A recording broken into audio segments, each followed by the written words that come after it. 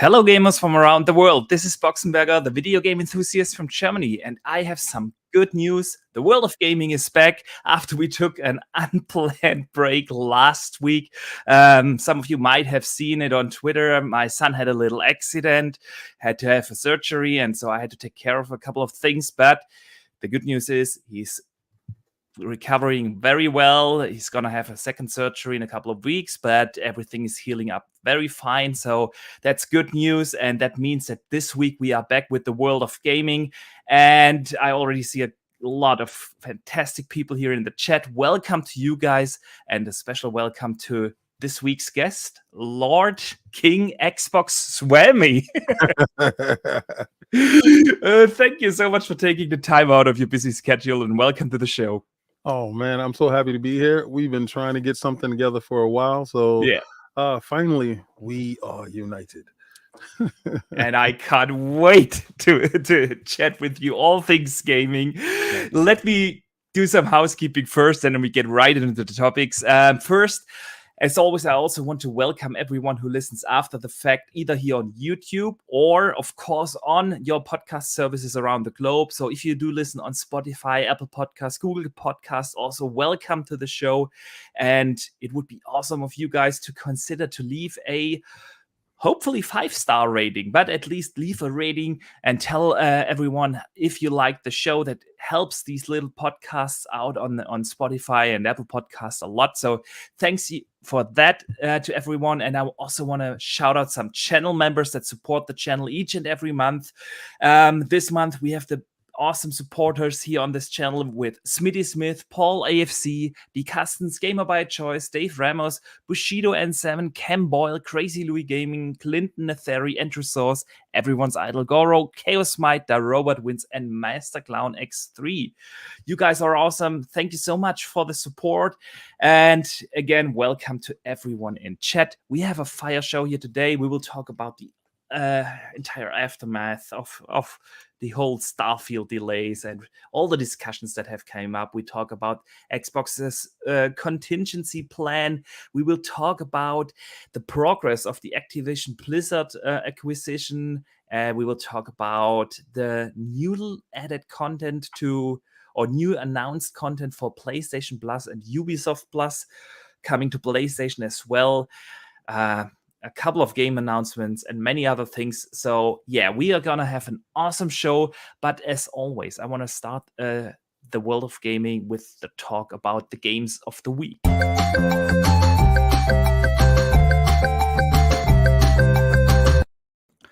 So, Lord King Xbox Swammy. I still can't get over that name. Well, you know, I'm the Swami of Xbox. Yes, you are. The majority of the things that I predict actually happen. And see, I actually am playing with a loaded deck because the majority of the stuff I do know already. So it's just, that's awesome, man. So let everyone know, what have you been playing? What has kept you busy?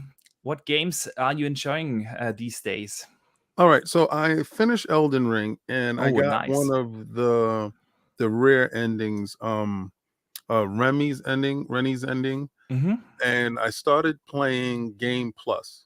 Now, this is one of the weirdest things because I was so obsessed, and shout out to my wife because I know she's watching. I'm so obsessed with this game, and this is really weird because very rarely do you get obsessed with certain games, but this one game is taking hold. It's just like how Destiny is with me, and I played this game in its entirety, and I took my time with it. You know, I saw a lot of guys ending it, fast and doing all this other stuff. I really didn't care because I really wanted to explore the world. And in doing so, I found a lot of things out. Now, very early on, I needed help with friends, but after I got to a certain amount of places and certain help, I was able to go it by myself. Yeah. And I beat, the majority of the bosses by myself and had a great time doing so. So now I'm playing Game Plus. And how is it? Game Plus, it's a different level of empowerment, right? Because you come back with your same abilities and weapons, and you're going through the world again. The world is fresh and new, but you're still the same tarnished, the same person with the same abilities, and they're a little ramped up, a little bit higher in spec. It's a little bit harder, but you still have the know-how. And I see that I'm doing things with a different type of swagger. Like when I go into fights, it's like a veteran. You become a veteran, and you're just moving through the world. So it's the same game and has the same appeal, but it just feels a little bit different. And I find it to be shocking because I don't really do game pluses. After I finish a game, I'm just really done. And I find myself really intrigued by this aspect.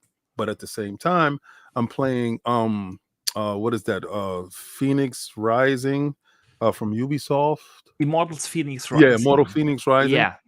Okay, Awesome. so I brought that game when it was on sale. It was like $14, and I said, "Oh, well, because I look at the deals of the day. A lot of people think I just play Game Pass now.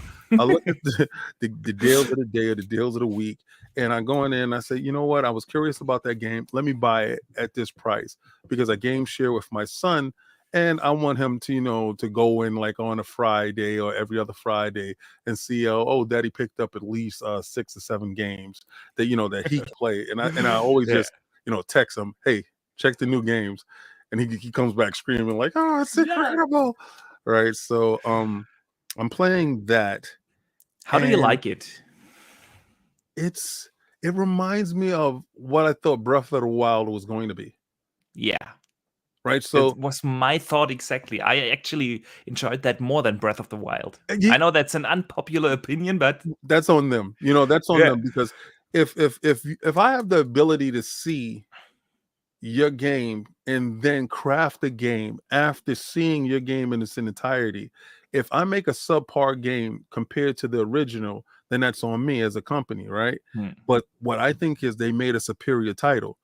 And the ability to climb anywhere, that's directly taken from Breath of the Wild. The combat system seems to be more fluid than Breath of the Wild, because you're able to switch between lock-ons very quickly. The move set seems more diverse, more robust than Breath of the Wild. The story narrative, now this is the controversial part. The story narrative seems to be a little bit more interactive than Breath of the Wild. Yeah, it is. It is. So I like these narrators that you have both of narrate them. the game from the background, and so you have both of these gods that's talking about what you're doing in the world, and one god is like, why did you give him this, and why did you allow him to use this sword? But at the same time, your character is thinking in his mind about what's going on in the world too. So it's a very interactive, cerebral game. If you're listening to it, the audio is incredible. Like I said, the visuals, you have the performance mode, or you have the graphics mode. So again, it's a little bit in leaps and bounds ahead of the Switch. And I mean, that game from Breath of the Wild is what, like 5 years old now? I want to say that 2017, 16, 17, something like that. Yeah, absolutely. So of course. That's what I'm playing right now. So that's 2 awesome games. I finished Elden Ring a couple of weeks ago. I haven't started what was your ending? I think I got the standard ending because I didn't finish the side quest from Rani. I was stuck in the middle, and then I decided to do something else in the game. That's what I love. And then and since it doesn't have a quest log, I had no idea where you was going. Exactly. And then I didn't finish that side quest line. So I think I got the regular standard ending where you just become Elden Lord. All right, so I'm not going to tell you the Rennie ending, because I mean, anybody that's watching, they can Google it. But I didn't fight a boss that everybody's fighting. All right, so when I was fighting my last boss, I didn't know that was the last boss. Me neither. In the regular standard ending, I think that boss you mean is really not that final boss in the regular ending as well, because it's actually an optional boss, but everyone's doing it. So Yeah, I've debated with myself whether to start New Game Plus, because usually I don't do that either, or whether to start over a new character, No, because don't. Okay, I'm going to tell you, do yeah, not do that automatically. You okay, can respec your character. yeah, I know, All the points that you're getting now, you can build your character out differently. So I'm going to tell you, I know you may say, well, I want to be a warrior this because, yeah, or I want to be this because the baselines and when you start is a little bit higher here, it's a little bit lower here or whatever. But again, you can respec, but all the stuff that you get in the world, you can add those points in those rooms to get a faith build or to get a mm. whatchamacallit build. So I mean, those it'll help. But I will absolutely tell you, do not start over from scratch unless you're And just doing respec. Yeah, streaming. Yeah.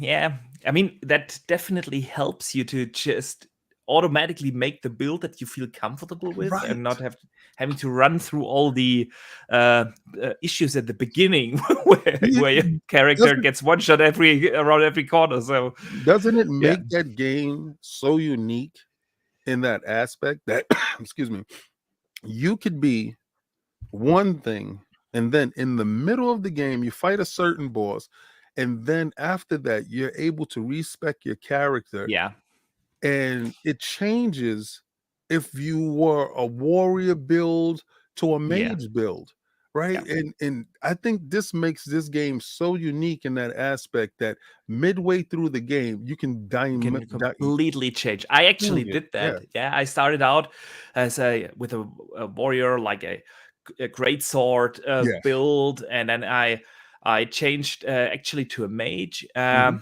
But I didn't feel comfortable again, so I changed back, but not to a great sword warrior. I then ended up with a samurai build, like Okay. with a katana and a great shield, and with that I felt very comfortable in Did my you do a playthrough. And blood build, like a blood bleed build? yes, exactly, a Okay, blood because bleed bleed build. is overpowered in the game, like something Yeah, yeah, ridiculous. Yeah. yeah. Yeah. Speaking of samurais, I have started Trek to Yomi, and I Oh, actually yes. I wanted to throw some gameplay a little bit on the screen. Hang on, I need to change the overlay for that as well, Yeah.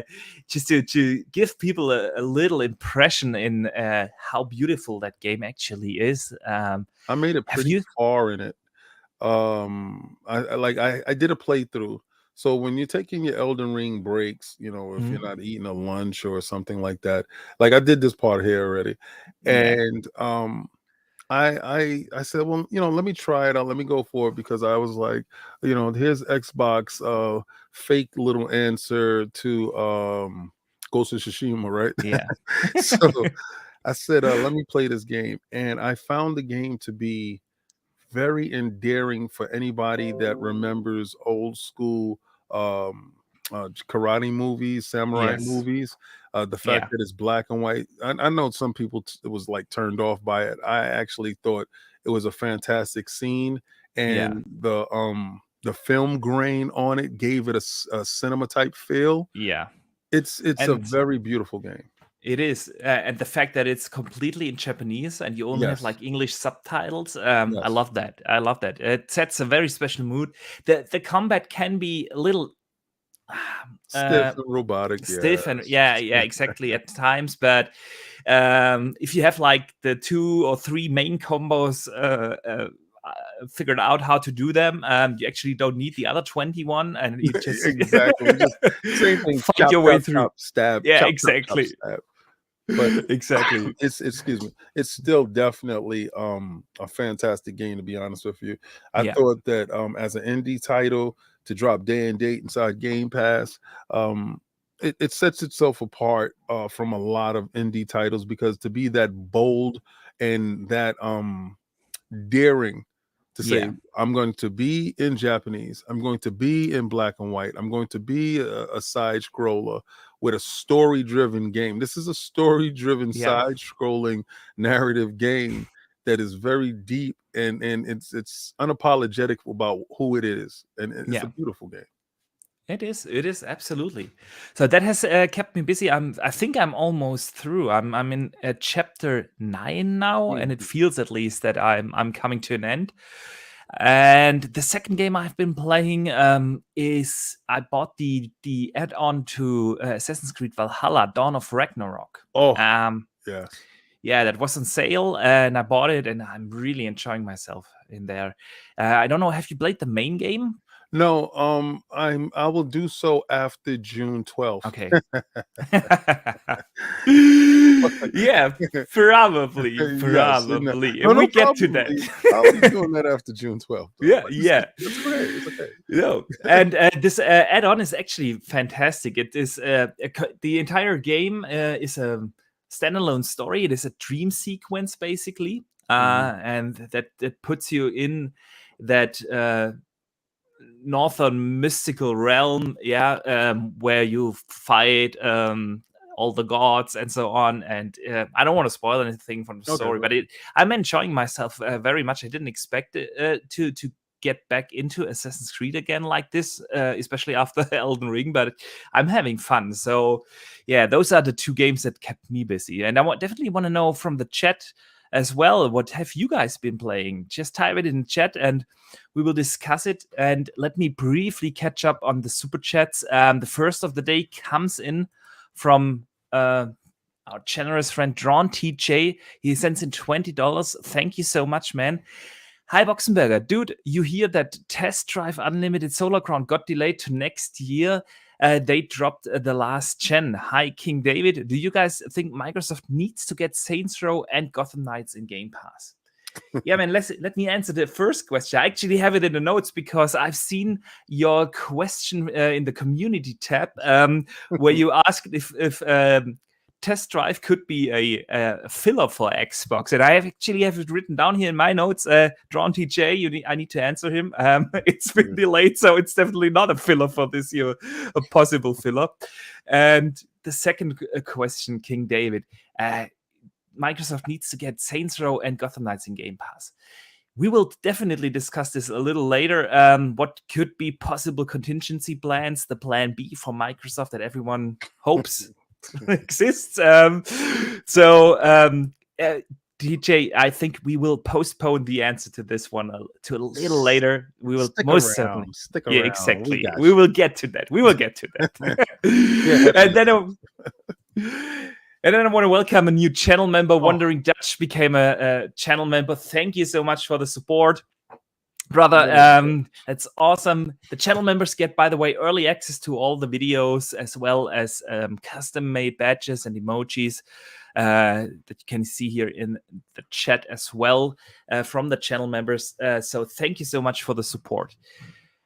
Okay, and I would say it's time to move over to the news of the week, and there have been a few, but of course we will start with the entire Starfield and Redfall delay. So let's talk about the news of the week.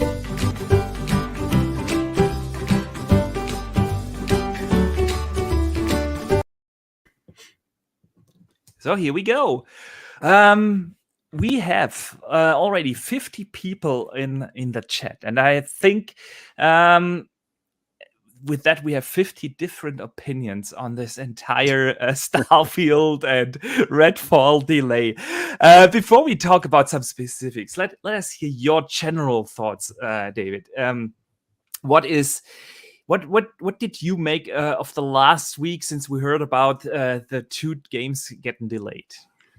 I felt that people need to have different hobbies because I've saw the whole spectrum, the whole gamut. Oh, it's doom and gloom. Oh, the world is over. And I think that comes from a lot of individuals that pegged Microsoft's success or failure on Starfield. Listen, Redfall is just an added casualty of this war. Let's be real. Let's keep it 100. It's really mainly about Starfield and everybody putting the weight of the universe on the back of Starfield, which is an unproven commodity, something that they haven't tried. And they want to keep comparing it to certain things. Oh, it's like Skyrim in space and all this other stuff that I keep hearing. listen, until I try the hamburger, I don't care about the hamburger, and I won't care about the hamburger at all. Now, this is a completely different thing than, let's say, Horizon getting delayed, or God of War being delayed from 2021 and no one saying anything. The fact of the matter is, those are games that I've tried. Those are games that I've played. When Halo got delayed, yeah, I was bent out of joint, to be honest with you, because that's a game that I've tried. I've ate those burgers. I've tried those meals. So I know what to expect, and I understand what my expectations will be. Do not try to sell me on the fact that anyone thinks or knows what this game would be. They don't. And they assume, and all this hyperbole and thoughts behind, oh, Microsoft needs to show strength. Stop. No stocks dipped. Nobody ran from the service. No, the game is not out tomorrow, right? So there's no need for you to be upset. And again, looking at, well, they don't have anything for the end of the year. They didn't even announce the end of the year yet. So I think everybody's too quick to jump ship, or too quick to tie themselves to this rock and throw themselves into the ocean. Let's stop. Let's take a deep breath. Any delay for a game is a good thing, especially if they're telling you that they're working on stuff that they didn't see right. If Cyberpunk is any indication of rushing something to the market because of stockholders and because of parent companies, and the game coming out and people having that face like, oh my God, I spent X amount of dollars for this game, and I'm so upset and I'm so bent out of shape because the game is broken. Cyberpunk has turned into a really playable game now. And if the game was released a year or two later, when it was finished and was ready to go, we wouldn't have so much expectations behind it. Microsoft does not need to release Starfield right now at all. Broken games do not need to be released when you have games in slate and you have a service that you can use to fill the time. So stop rushing everything. Let it happen organically and get a chance to play the game. So I do not care about Starfield as much as other people do. Interesting points you got there. I mean, honestly, I was super excited for Starfield. Still am. I love the Bethesda games. Skyrim is one of my all-time favorites. Oblivion and Morrowind have been masterpieces. The Fallout games are amazing. So yeah, I was pretty much looking forward to this, and I get the disappointment. Honestly, I don't think many are that disappointed that it got delayed. I think nobody says, well, rush the game out. I want to play it now. Everyone is okay with the delay because it will improve the quality of the game. But I think the disappointment comes from hopefully, you don't know. Let's be real, it will still have bugs. Yeah, right. It's Bethesda. Yeah, it's Bethesda, exactly. But I think that the disappointment comes from Microsoft, as of right now, not having announced any first-party content for what seems to be like 15 months or so. In between November, last game was Halo, end of November, and then we have like February, March 23, the next game, and that's around about 15 months without a first-party release. And I think that's where most of the disappointment comes from. And I want to ask you this: when they announced that, they must have known what the community and the people out there that are active on Twitter and other social media channels say about this. What do you think? Why didn't they say something like, I know it's disappointing, you guys are disappointed about the delay, but don't worry, we have other stuff coming. We see you in 4 weeks at the Bethesda showcase. What do you think? Why didn't they do it kind of like that? Okay, I'll tell you. Yeah. If you have something planned already, right? You don't want to let the cat out the bag, right? Let's say for your birthday. Yeah. Let's say your birthday is in June, and You thought you were going to get a PlayStation 5 for your birthday, but it comes and there's no PlayStation 5 for your birthday. Your parents don't look at you and say, "Don't worry, don't be disappointed. In Christmas, we got something for you." Right? So if they already planned something down the line, which is, the June, to give you an idea of what's going to happen, and you have competitors that they're working against and they're making deals in the background, because we'll get to the Ubisoft thing in a minute, and deals that's being made in the background. There's ninth hour deals that are being made as we speak. And if they're being comfortable with certain things, okay, so we have to wait to announce this because this happens then, and we have to be strategic with this, and we have to talk about this. Telling you the bad news up front. Listen, we're delaying these two games this year. Now, I do want to say this. If anybody's looked, 90% of the games that were supposed to launch on schedule haven't. Since this whole generation, because of COVID and everything that's going on in the world, chip Everything has shortages, been delayed. Yeah, absolutely. everything, the inflation, stuff that's going on right now, everything that has supposed to launch. I mean, I don't even remember a game that launched on the date that it was supposed to launch on since this generation has started, to be honest with you. There has been some form of delay. Remember Bright Infinity, Bright Memory Infinite? Yeah. Where is it? Right? So We don't know. Yeah. It was that's supposed to be a launch window title. Yeah. yeah, that's a hell of a launch window, right? Okay, so it's these little things that people are not looking at. It's just, you have some people, excuse me, that are agitators on one side that want to exacerbate the situation by explaining, "Oh, Xbox doesn't have any games." And in that, when that happens, when that is said, and they start giving you metrics like, "You haven't released a game in like 10 months that's a first party game," the insecure child inside the Xbox owner gets afraid. And then they go right back at Microsoft like, "Yeah, that's true. We have it." Calm down. Microsoft Series S has outsold the PlayStation 5 in Japan. Microsoft Series X and Series S has been winning NPDs. Microsoft Game Pass has been steadily rising. Microsoft stocks is kind of steady, right? So during this whole period of time where there's no game, supposedly, where there isn't any first party titles, there has been nothing but growth. And I know people are going to tell me, "Well, King, I can't play growth."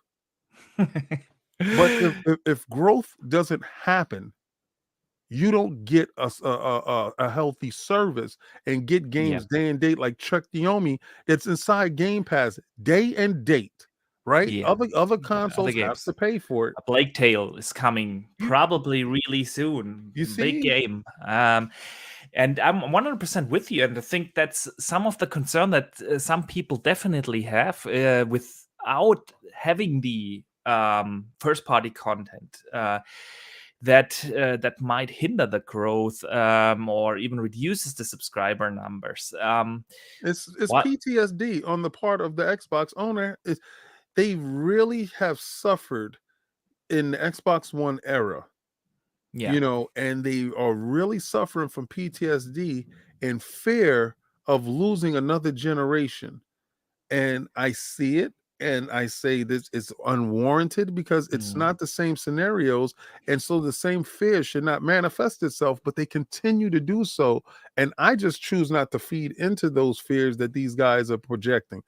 Don't, because I go upstairs and I play my console. That Game Pass is lit, right? It's nuts. I mean, that's definitely the beauty of having such a rich subscription service, like 500 plus games in the service. There's always something to play. I put out like every 6 months. I put out a video, the hidden gems in Game Pass. There's so many games to discover that you normally wouldn't try at all. Yeah, like Trek to Yomi. I probably wouldn't have bought that game. If I would have to pay like $30 for that game, I'm not sure if I would have put it down. Would I put it down after I know how great it is? Definitely. But Right. that's See, this is what I mean. After you yeah. go to the buffet and you try certain different dishes, you're more adapt to purchasing these same dishes outside of the buffet. Hmm. So I see games, I try games, and this is the distinct difference between the PlayStation service, right? The demo type of things that they're talking about. And when I own the service, because I'm going to purchase the service on the PlayStation, because I think support of a healthy service will benefit all gamers around the world at any point in time, right? And Yeah. you have to practice what you preach. So I'm going to support that service because I asked for the service to be on a PlayStation brand. I do want day and date first party games Absolutely. in the Yeah. console, but I think that'll come at a period of time once the growth Yeah. starts to happen. But when these games are released there and you get a chance to play these games, your palate becomes more open and you get more invested inside the service, and you start to see value in the service opposed to just looking for those AAA titles that are definite hits that you're definitely going to play. You did not know if you was definitely going to play Trek to Yomi. Yeah. Yeah. Absolutely. That's uh, very, very true. That's the beauty of a service, and I think that's also the difference. And because a lot of people have been comparing this situation now to the Xbox One days, where we Yeah, also had like 2016, 17, 18, we had basically nothing. They launched the Xbox One X without a first party game. yeah, Outside of Forza Motorsport came out that year, but yeah. um, the situation this year is definitely different with Game Pass. That's no denying. I wanna ask you. I've seen this narrative also a lot out there. What about the management of Xbox? I mean, you Mm, gotta ask the question. You have like 23 studios, and it's a fair question to ask. okay. You have 23 studios. We know that there are around about 30 to 35 games in development at those 23 studios. Um, More than that. and now you have that gap of like, let's say 15 months, yeah, without a single first party release of these 23 studios. We've also seen over the last months the discourse around 343 not handling Halo properly. Mhm. We have seen Undead Labs happening. We have seen the initiative. Well, A lot of Undead people, Labs didn't have anything, and we've seen the initiative. We've heard yeah, of the initiative, and the what we've seen was executives. a mass exodus of Yeah. employees. Yes, of course. Exactly. And then we have Rare with Everwild that apparently also got a complete reboot like a Oh, of year course. ago or so. So, of course, the question comes up, is there something wrong with the management? I want to hear your thoughts. Okay.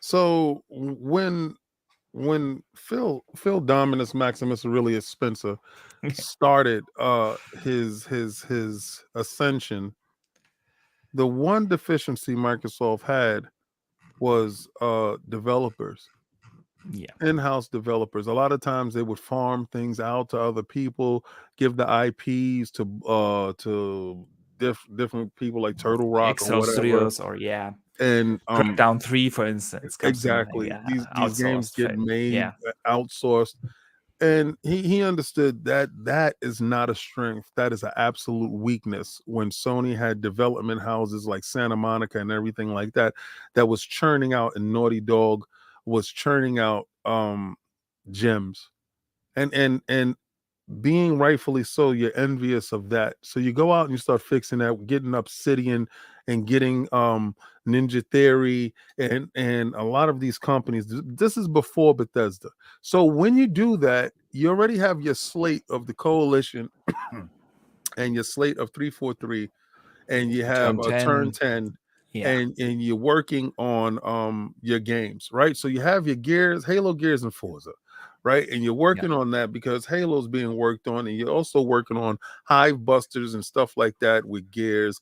And then turn 10 has just turned out some stuff, and then you got Playground Studios that you purchased that's putting out the Horizon, and you're working on that stuff, and you have that stuff on the list. But then you get the Obsidians and you get these other studios. Now you have to work within that stuff, right? And you're getting that stuff on the slate, but also you're putting Game Pass together. Now, let me tell you something about juggling and management. That's one hell of a juggling game that you're doing right there, and you're managing when it comes to Game Pass because you're putting these gems inside there. Again, first party stuff doesn't have to be rushed when you have a platform that can satiate the crowd. This is called giving people unlimited appetizers before the main course shows up, right? So you go to a restaurant that has unlimited appetizers and you eat. And I know y'all guys are saying, hey, King, I'm sick and tired of these appetizers. I want my steak and potatoes. Yeah. All right. So then they drop one game in Horizon. And Forza Horizon looked and played fantastic, but that's still a cross-gen game, a cross-gen title, right? And you have other stuff that's coming, but then they go and get Bethesda. Now this is crazy because you had a room that probably had like 100 people in it. Now you got 500 people in the room, and everybody's talking at one time. And Bethesda had a list of games that were coming out. Now you have to go and quality check all these games. Now, Bethesda doesn't have the greatest track record with quality. And that's going to take a period of time, right? Yep. So you're looking at the period of time that, Phil and Matt Booty and everybody's going to check out these games. And then they have to report to shareholders. Now, we're also doing this in the time of COVID, where sharing information is not as quickly as walking through a door and saying, hey, what's going on? How's your build? Let me check your build out. That stuff ain't happening, right? Shout out to Attic. I love that saying. And that stuff is not equally happening at that moment. So again, you have Bethesda that's coming out with their stuff, and we have to align these things. And when I say we, I'm just talking hypothetically as far as the companies goes. They have to align these games to fit in the schedule to grow Game Pass. Because listen, guys, whether you believe it or not, that console that's inside your living room is a relic. That console inside your living room is a dinosaur. That console inside your living room is an albatross around Microsoft's neck.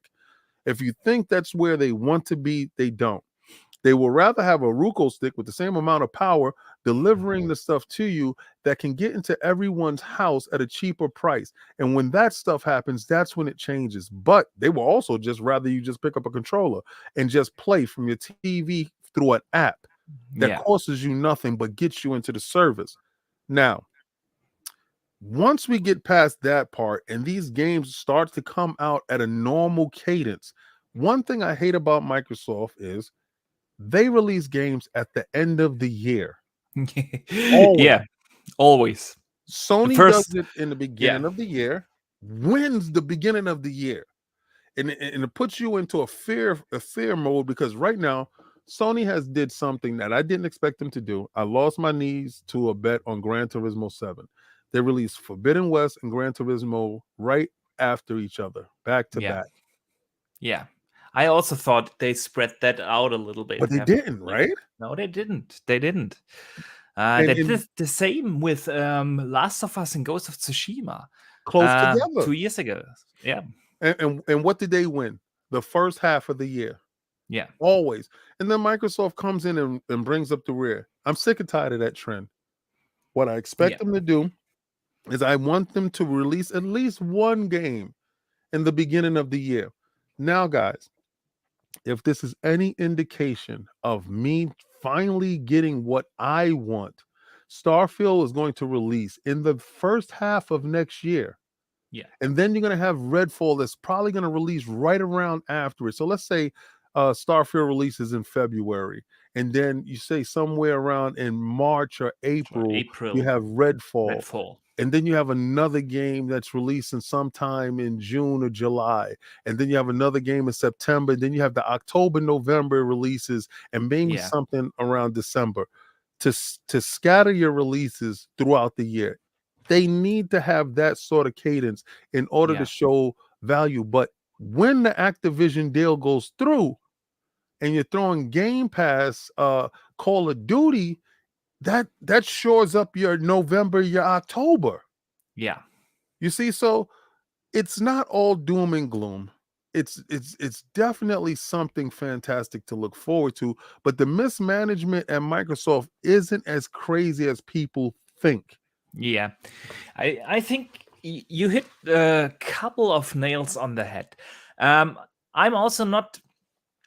I don't think that anyone at Microsoft wanted this to happen. No, nobody. I don't think so. I really don't, because I've seen some theories out there. No, I think honestly, Phil is as disappointed as we are. Mhm. And I think also Phil is getting tired of repeating the same tweets and questions all over again. We hear you. We need to do better. He tweeted that out, and I think he's as tired as you and I of hearing and saying that. Of course, it's easy to call out management, and you can argue that other companies and first party uh,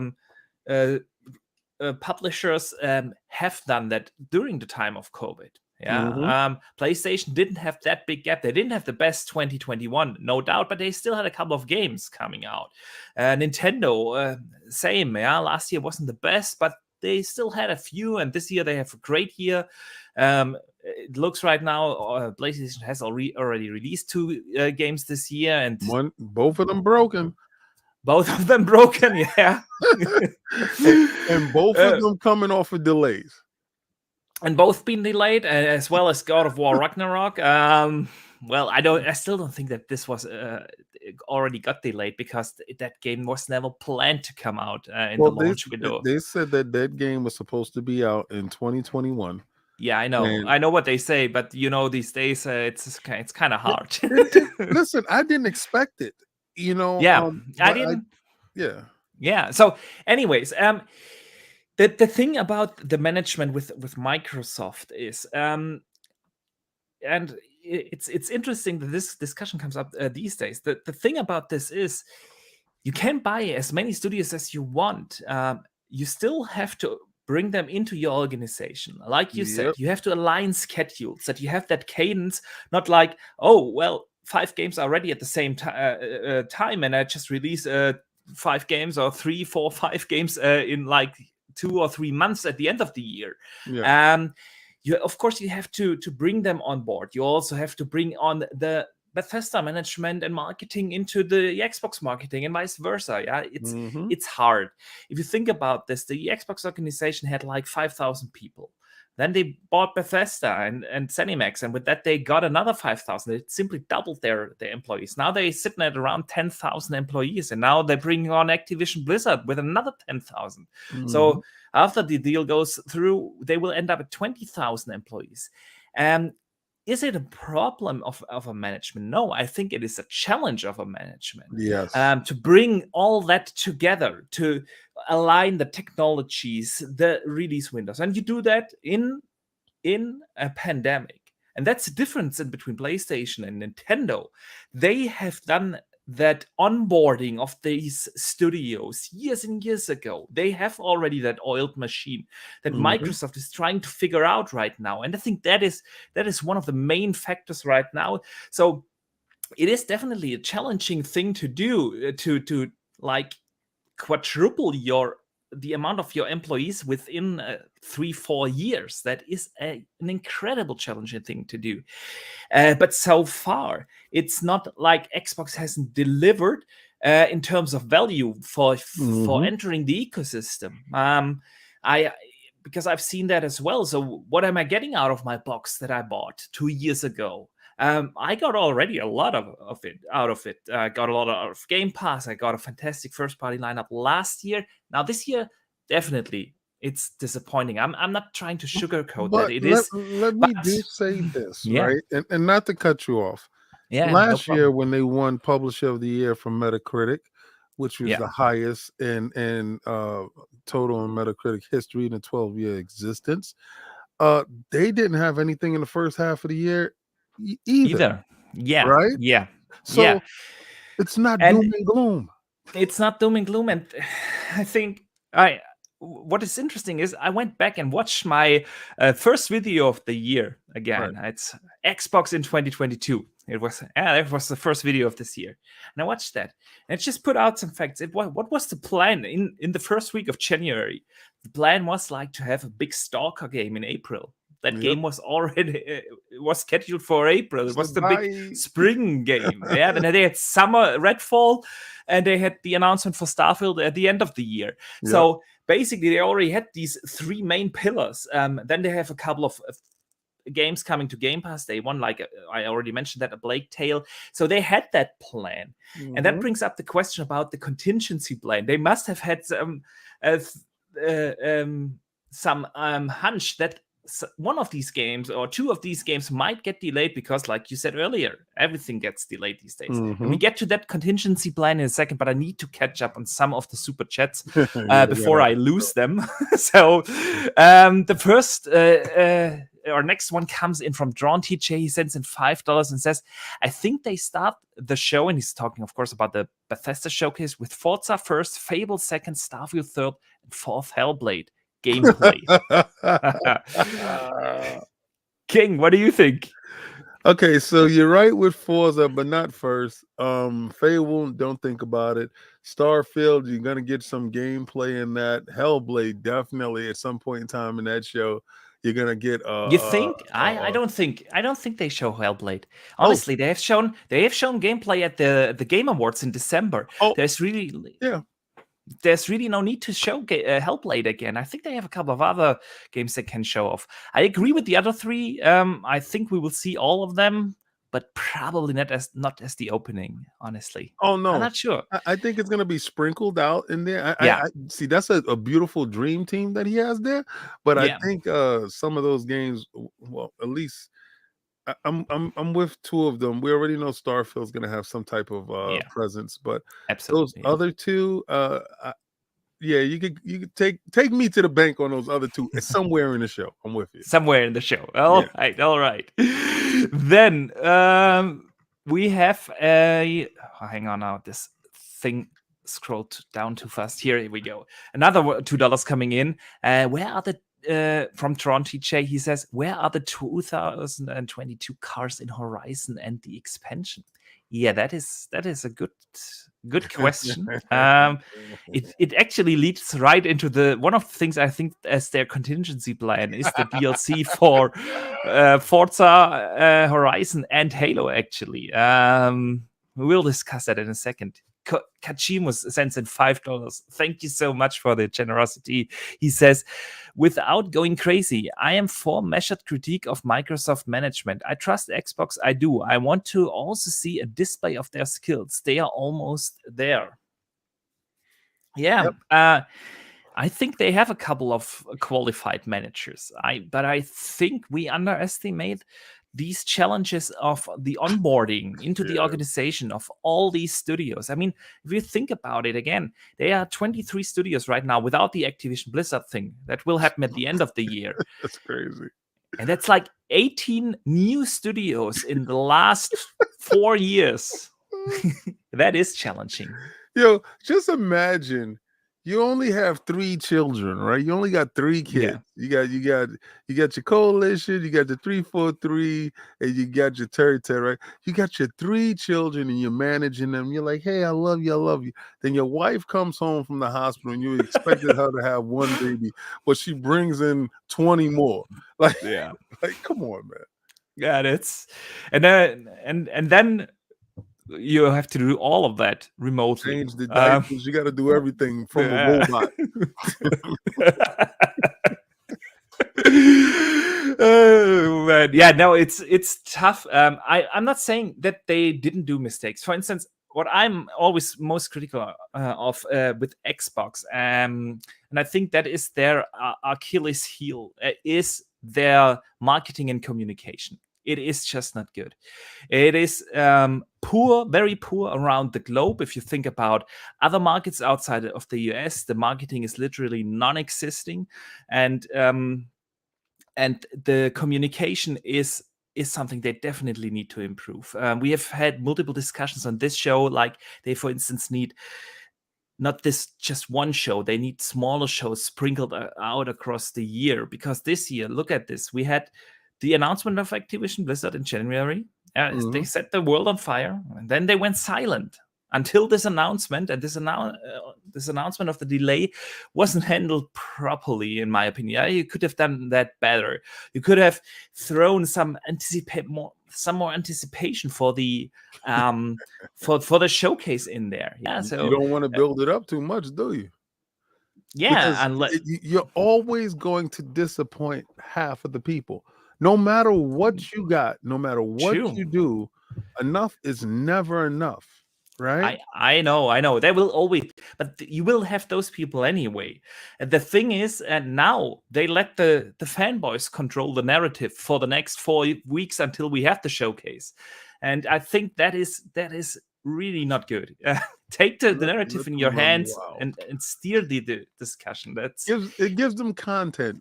I've seen people made so much content over 2 delays over games that they never played, never seen, and don't understand what the hell's going on.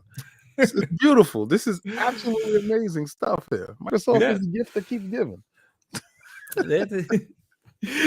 True. I will give them the benefit of the doubt, because they have done nothing in the last, I want to say 3, maybe even 4 years, that didn't actually put the customer in their focus in doing things. That's something we definitely have to give to Microsoft.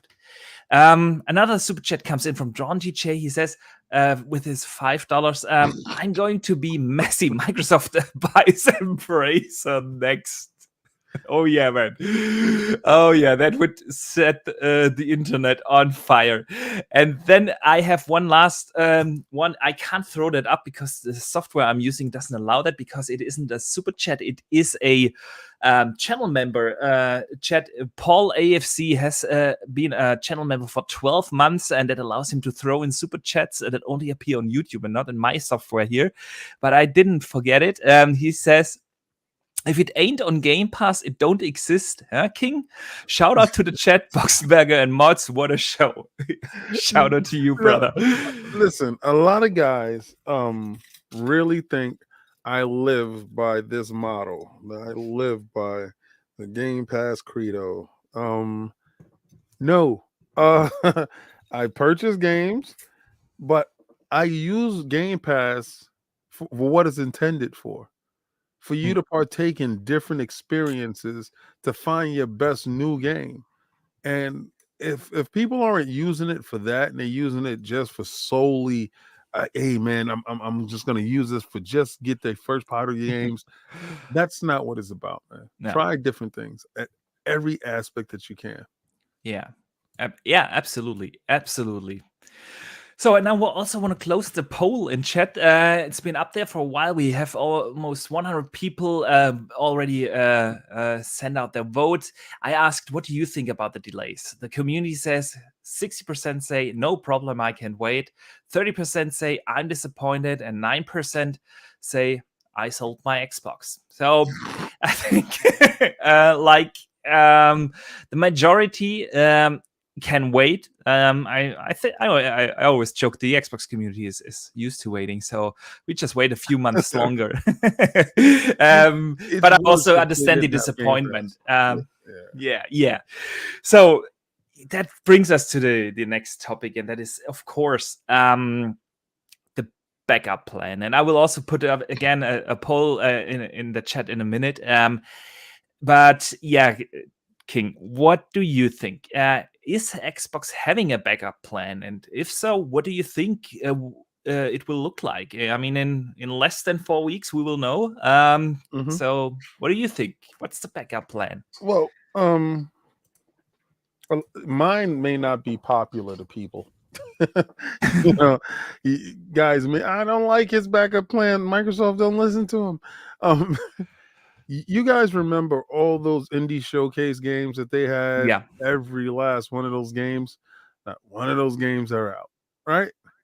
Yeah. How about you release those games, Microsoft? Like, how about I get Bright Infinite Memory? How about I get that shiny little robot game that I saw with all the ray tracing and all that other stuff that was on it, and a lot of the other games that were on these indie showcase games. So how about we work on releasing all these games that you shown in Game Pass?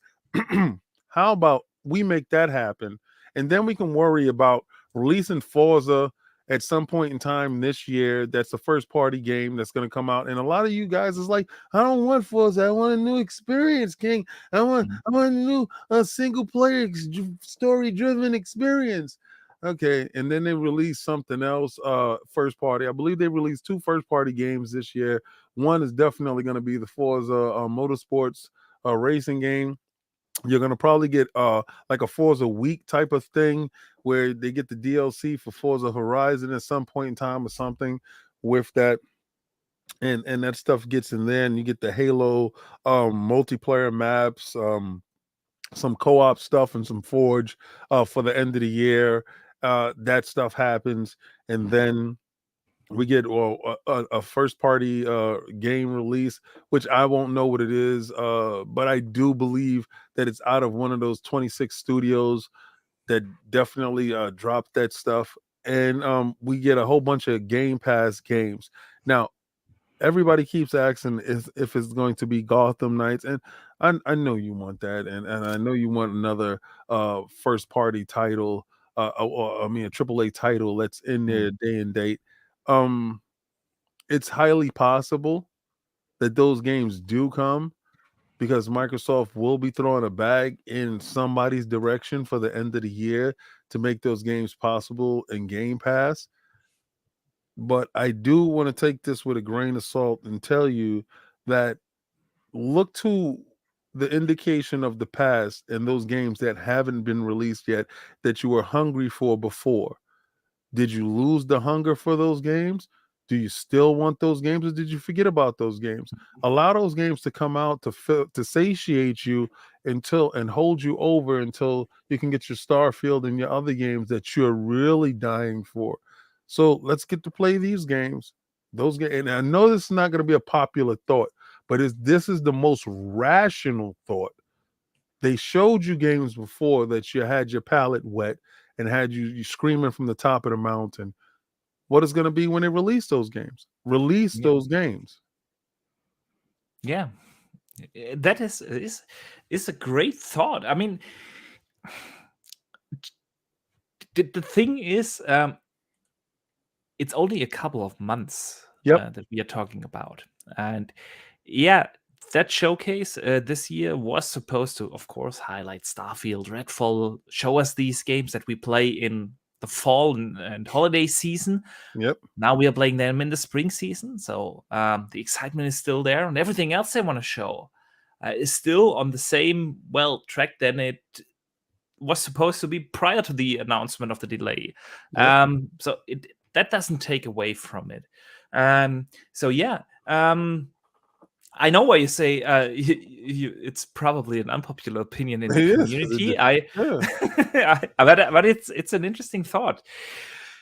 I'm not saying something like perfect dark, and I'm not doing the hyperbole that a lot of guys are doing, or doing the bold prediction. I'm doing the real predictions. I'm doing the real stuff that a lot of times, if you really think about it, you forgot what they had on the back burner, and it's very quick that, you know, and I'm going to keep going to Bright Infinite Memory, because that Bright Memory Infinite, whatever, that game was really one of those games that made you stand up and say, "Oh my God, it looks so great." How come we're not playing it yet? So where is it? That's and until these games are released, I'm going to keep beating that drum. Don't show me stuff and then don't bring it out. Show me the stuff, bring it out, so then we can move on to the next, and don't have the lingering effects of oh, I saw a game 5 years ago, then it came out, when nobody cares. Keep those flames going, get that game out, and that shows you. See, that will give people confidence in Microsoft and Microsoft's management to actually get the games out that they showed. So that way you can say, oh, you know what, I do have confidence. When they do show something, that game is going to be right around the corner at some point in time. And if it do have a short delay, it'll be out soon, opposed to a game that was shown and then never shows up for the next 5-6 years. Don't do that. Yeah, it is a double-edged sword because a couple of years ago, the community was saying, well, show us the roadmap, show us what is coming Right. if I invest into the ecosystem. And I think they have done a great job by doing so. They laid out the roadmap. At least we know as of right now of 20 Xbox first-party games officially announced and in the making. Yeah, there are 10 to 15 more that we don't know of yet. So that is definitely interesting. Now the roadmap is out, and now we're getting to that point. Don't show them too early. It's always an interesting thing. So I'm just saying, you have to handle that really well, and it just shows you that it isn't easy to manage everything and manage the expectations of the community as well. But yeah, I do hope that they will show a couple of games at least with gameplay because we have seen a lot of CGI trailers, and of course now it's also time to show us a couple of first-party games actually running on these current gen machines. So it really I've thought a lot about what could they do, and I came up with the obvious ones. Of course, maybe they have a surprise game. Yeah, like I don't know, an Avowed or something like that. Outer Worlds 2. Outer Worlds 2 is too early. It is. Yeah. Avowed. I mean, Avowed is the one that I think is one of these surprise titles because that game is actually quite long in development. In 2018, Obsidian was bought by Microsoft because Microsoft liked the idea of Avowed, and they liked what Obsidian has been working on. So in 2018, they already had to have something of that game, and that means that the game is at least 4.5 years in development, and by the end of the year, something around 5 years. And yeah, maybe, but that's all speculation. You could also throw in like a Wolfenstein 3, for machine games. Well, what have they been working on for the last 5 years? If it hasn't been Wolfenstein, what else? So you can speculate a lot. The other thing is, of course, which Game Pass titles could they get day one? You said many people bring up Gotham Knights, and I would love to have that because I'm definitely buying it day one. I'm a big Batman fan. I'm buying it day one, and if it's a Game Pass, I save me some money. So yeah, I'm all up for that. The question really is, I mean, if they pick up the phone now, it's probably hard to negotiate these deals. I imagine that they have already done that prior to the announcement because that puts them in a way better situation to negotiate.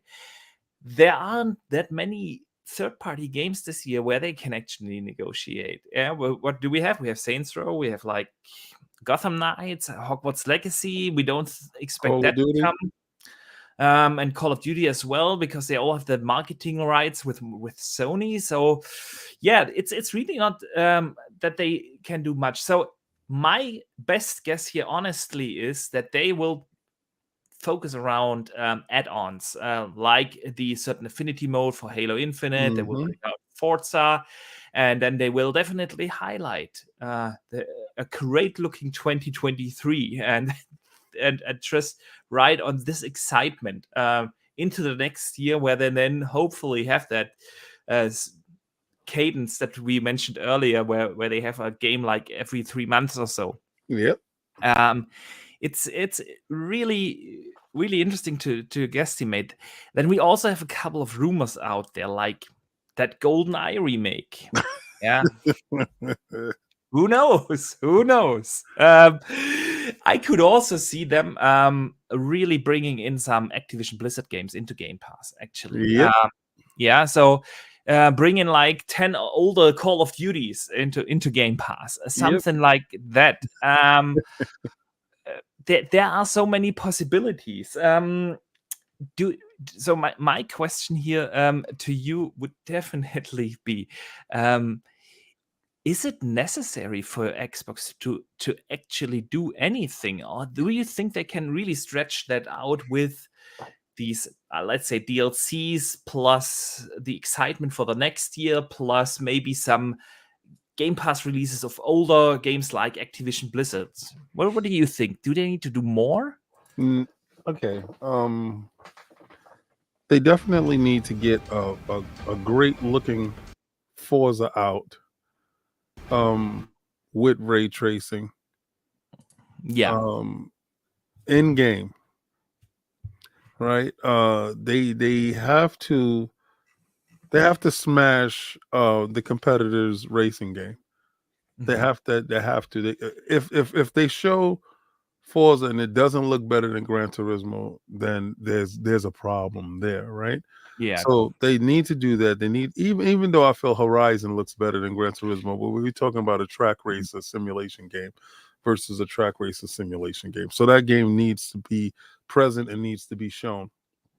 And then will it come out this year though? Yes. What do you think? You think? Okay. I've been betting my knees on that anyway. This is the year they have to do that. That game has to be shown. And I was always on been a similar track, but then I talked to two guys, and I'm not breaking here any NDAs because I didn't sign anything, but I know two people who actually played it, and they said I wouldn't place my bet on that. It's a possibility, but they weren't so sure if it's really at this 2022 game. So yeah. I believe it is, but as to your point too, there's a lot of DLC that they can actually launch. Because nobody knew about Hive Busters, and then Hive Busters came out and was really good and really pushed the tech in the box a little bit further than the regular Gears of War. I think it was 5 that did so, 5 or 6 that did so. So yes, I do expect this to be the year of the DLC. This be the year of the Xbox day and date planning. I think those things go hand in hand because you have to have a delicate balancing act when it comes to putting these titles out and making sure that your platform itself is sustainable and sustains itself without eating upon itself. And you have these third-party deals that you're making, putting these games, and you want these games to thrive inside your ecosystem. So when you go to another company and you say, hey, this is what we did with this game and when it launched inside Game Pass day and date, and this is the metrics that shows that it has an uptake of at least 5% more than when you release it regularly in Game Pass. And then that itself shows that when you release it without Game Pass inside the Microsoft ecosystem, this is the metrics. And then when you can show that to a company and a developer that this is the metrics day and date, this is the metrics just released, and this is the metrics not released inside Game Pass, and you can show a positive in all of those 3 steps, you give them choice, but then the ultimate choice that you want as the company is to have them release. So you don't want to cannibalize any of your developers releasing their game day and date inside your ecosystem with one of your games that will definitely overshadow that to bring that metrics down. So that in itself is a balancing act. Yeah, absolutely. Oh yeah, absolutely. And you don't want to. Xbox still has to deal with that prejudice that you can't be properly monetized on Xbox unless you're in Game Pass. And to your point, definitely it is a balancing act because you don't have that kind of narrative out there under developers. No, great point. And I need to catch up again on a few super chats. The generosity of the community is amazing. Thank you, guys. Faisal007 sends in £4.5 and says, Callisto Protocol, who is excited for this game and why don't Microsoft don't reach out to that studio to make that game to come to Game Pass day one? Callisto Protocol is a dope looking game. That's from the team that did Dead Space, right? Yeah. So the game looks good. It looks dope. Who's to say that they're not? I'm pretty sure that they go to every studio with every game that's coming out and they talk to them about it releasing in Game Pass. And if it fits inside their schedule, we can want everything in Game Pass, but maybe it doesn't fit inside the schedule now, but it fits later on when it does show up inside Game Pass. It's all about timing, because if they can get X amount of sales but still release inside the ecosystem of Xbox, and it can still get sales, and then when the sales start to dip when it hits a certain time, then release it inside Game Pass to get a second wind. A lot of games see second life when it gets to Game Pass. So, a lot of companies have to take in those factors. And also remember, guys, PlayStation is releasing their service system. So it's all about, how can I be everywhere at one time and just not lock myself down to one ecosystem, so I can make the most amount of money at one time. So you have to look at that. Companies are going to do what's in the best interest of their stockholders and their company. Yeah, and the growth of their business. Yes, definitely, absolutely. Ultimately. Yeah, absolutely. Yeah, and I mean, Callisto Protocol. It was an interesting thing, because wasn't that game originally announced as a PlayStation exclusive? Then it was multiplayer, and I think it's now even an Xbox exclusive. So they had to have some sort of discussion. So who knows? I mean, especially with these smaller, let's say AA kind of game, the Game Pass deals seem to be easier. Yeah, than of course with the big AAA blockbusters like the next Ubisoft game coming day one or something, or EA game coming day one. So yeah, it's definitely a good candidate. We have another super chat from Drawn TJ. He says, I'm going to be on the Game Set Live podcast tonight at 9 p.m. Eastern. It's going to be spicy. Oh, I can imagine, Drawn TJ. If you want to, you can drop the link in the chat, so everyone can put set on the reminder for this one. I can imagine that this is going to be a spicy one. All right. We have in chat a poll, and a lot of people already voted, so I want to close it. I asked, what's the backup plan for Xbox in 2022? And like 40% in the chat think that they have a surprise first-party release, or something from the first-party studios that we just don't know of. 37% said like they will have a killer Game Pass third-party game day one. 9% said they will rely on the DLCs for Halo, Forza, and 15% think that they don't have a backup plan. So quite interesting. Yeah. And I mean, it's only like 3 weeks away, and then we will know. And I want to use that as an opportunity to announce something and advertise it a little bit before we talk about the Ubisoft Plus thing, because I've been asked a lot whether we are going to do a prediction show here today with King David and a couple of DMs. When will a prediction video and or show come out? And I have a big show planned for the Saturday, the day before the showcase on June 11th, at the usual time here, the World of Gaming. This will be probably a little bit a longer show, because I have at the moment like 16 different content creators invited. They will all drop in, give their predictions, and then we have a rotating panel here. We have people like Chess Corden coming on, Randall Thor. We have Lord Cognito. You have probably met him before. Who's that guy? I don't know. We have Mr. Boomstick, of course, and Bad Bit. We have Ainsley Bowden from Season Gaming, Wandering Dutch Gas from Game on Daily, Pong Soul, of course, Mav. We have Matt from Poland coming and joining us with Mo Kwa. We have so many guests for that show. It's gonna be epic. And King, we also need to have a private chat if you don't want to join in for 10-15 minutes and give your spiel about this.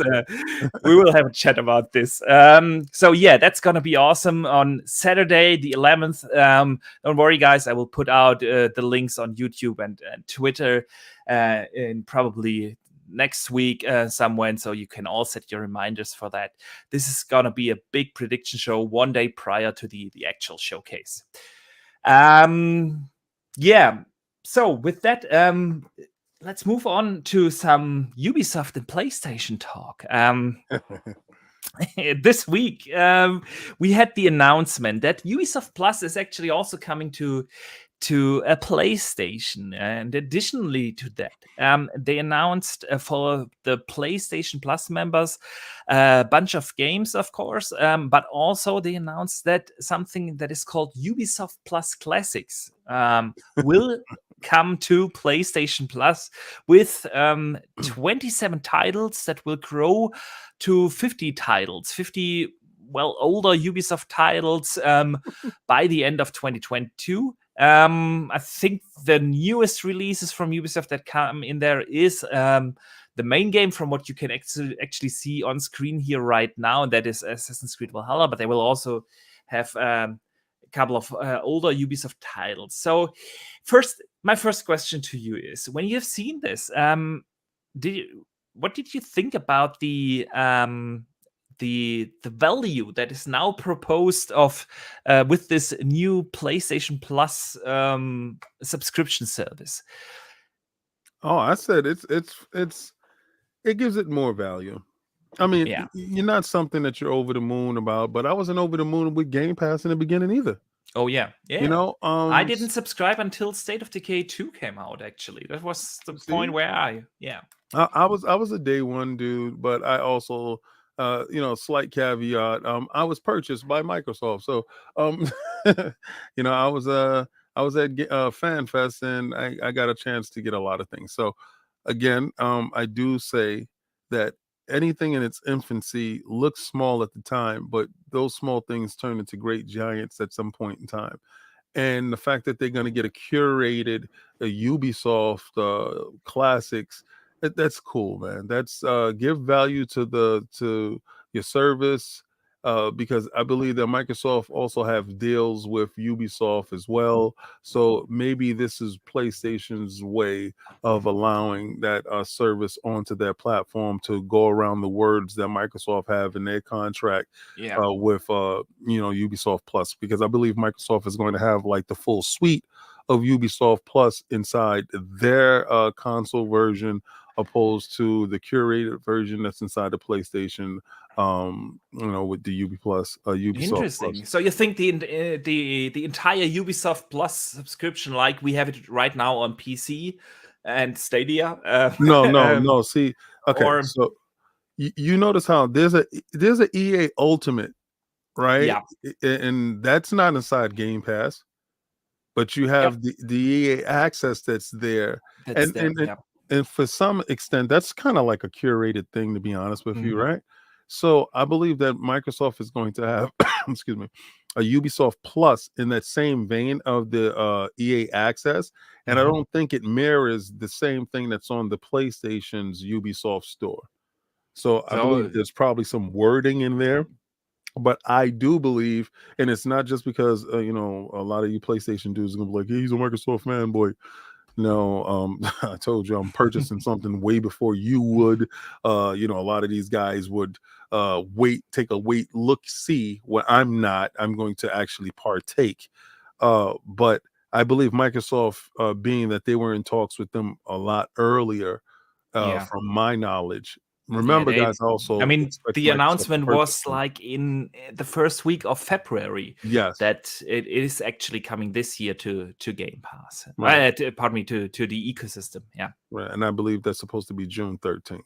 But don't hold me to that. No, I'm on a similar page like you. I think the value is. I was surprised. I didn't expect the Ubisoft Plus thing. Plus, I also thought the games that they announced that are coming now into the service when it launches in June are better than expected, honestly. The thing with it is I played most of those games already, because I have my PlayStation for the exclusives. So whenever I want to play one of the exclusives, I obviously buy it. And So I went through that list and thought, okay, if I subscribe, which game would I actually play Right. in there? And there weren't a lot because they are either already on Game Pass, of course, or I have already played them because I bought them. Right. That still, it surprised me. The value is better than I expected. I gotta give them that. And if they just get to that point where they say, well, day and date, obviously, then it's a no-brainer. But they are I not think we're gonna there take yet. some time on that, though. Yeah. So that's definitely an interesting thing. And the other thing is, I've seen a lot of people say, "Oh, well, now the service has all these Ubisoft games. Why doesn't Game Pass have them?" Come on, like 3 or 4 weeks prior to the biggest showcase of the year that they have. You're not just gonna announce that through a Twitter tweet. You just wait for 3 seconds and then you actually show them on stage. Okay, listen, the Ubisoft classics are also coming, and yeah. So that's definitely my thought. That of course the classics will be implemented as well. But I like your thought that it's something. Yeah, what was your phrasing? A More little bit more curated. robust, Yeah. opposed to the curated version, because Yeah. it's definitely a curated version. When you say classics, it's not the Ubisoft Plus, suite. It's not that. If Yeah. anybody that has a PC that has Ubisoft Plus understands what's inside Mm. the suite, it's not the curated version that they're getting, and it's okay. That shows a different and a level of diversity. If you want that Ubisoft Plus, then go get a PC, Yeah. right? It's not exclusive, guys. It's not locked off behind any place other than you actually partaking and willing to Yeah. diversify your ecosystems. But some people aren't. So that means that you either have to wait, or you either have to, write your congressman and Or try to ask make it happen. President Biden. I mean, I hear these days he's very interested in video game deals. So Oh my God! Yeah, everybody's interested in it when somebody lines their pockets. Excuse me, I didn't say that. yeah. Man, perfect segue into the next thing, because let's talk about the Activision Blizzard acquisition. Ever since January, this has been a topic in the community like every other week. Like people asking President Biden to step in, and we've seen a couple of No, senators. those are We've also PlayStation seen, dudes. Stop yeah, that from happening. and of course, similar things are happening over here in the EU, because not just the FTC has to approve to this Yeah. deal. There are also regulators here in Trade Europe union. that have to approve that, and President of Microsoft, Brad Smith, was actually here in Brussels, in Belgium, where he was interviewed about the acquisition, and after that he gave an interview to the public. And I want to quote a couple of things from that interview that was published in Lachant, something like that. I don't know how to pronounce that paper properly. Anyways, you can find it on the internet. He said the following on the acquisition of Activision Blizzard. It's moving fast, at least fast enough for an acquisition of this size. We have received requests for information on the subject here in Brussels, but also in London and Washington. We answer questions, we give briefings, and we provide the information requested. One of our attorneys summed it up nicely by saying, "We are coming to an end of the beginning, and now we are entering the beginning of the middle. It's a long process, and we are still at the stage where we are answering questions. For us, of course, the sooner it is done, the better, but we will respect the processes." Now, you hearing this, he started this, it's moving fast. I didn't expect to hear that from the president of Microsoft, but apparently they seem quite satisfied with the progress. They have entered the middle stage of this entire thing, and no voices of any concerns, neither here in Brussels, in Europe, nor in London, nor in Washington so far, other than, Nobody of course, cares. fanboys on Twitter. But let's forget about these Twitter CEOs for a moment. I know, right? The rich guys. Exactly. So what do you think? Is it on a good track? You feel confident after hearing this that it's moving along? And of course, the big speculation is always, when do you expect that this deal actually goes through? I told people before that this deal is a no-brainer. It's a done deal. Microsoft is not losing $2 billion at all. Yeah. So Yeah. the people that do the assess the risk management are very good at Microsoft. You talk about Princeton and Yale, top of the world, man, top honors. These guys are the best in their field. You're telling me that having a Twitter name like Xbox Sucks 19 doesn't qualify it to be a Last time I checked, his company failed to meet standards. So I don't even think they went public with their shares yet. But on the real, guys, listen, that deal is going to go through. They greased all the wheels that needs to be greased, so they say, whatever.